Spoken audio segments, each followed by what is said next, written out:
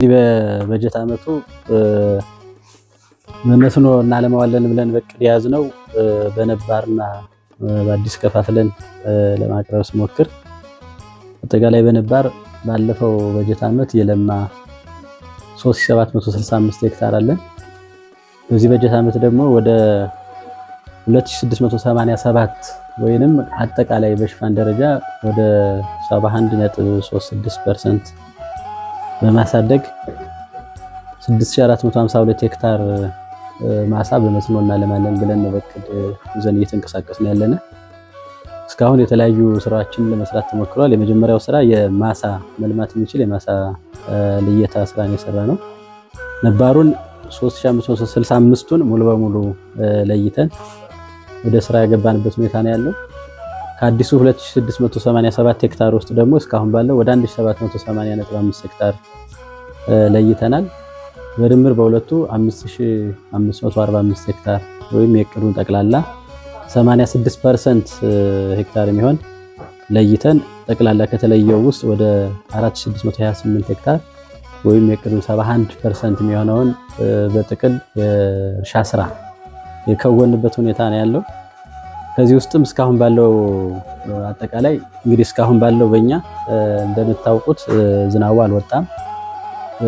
የኛ አካባቢ ሰብሎችም ዘግይተው ነው ለአጨዳ የሚደርሱት ለመሰብሰብ የሚደርሱት።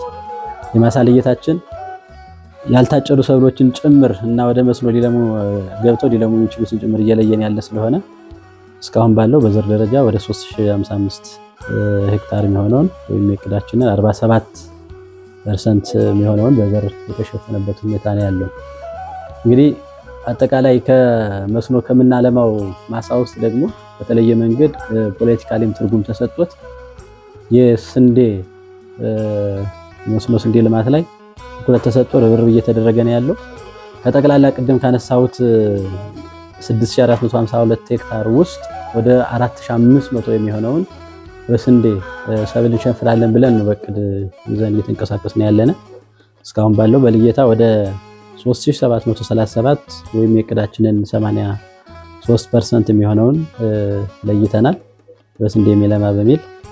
ከዚህ ውስጥ ወደ 3563 ወይም የቅዳችንን 79% የሚሆነውን ደግሞ የእርሻ ስራ ያረስንበት ሁኔታ ነው ያለው፣ የሰራንበት ሁኔታ ነው ያለው።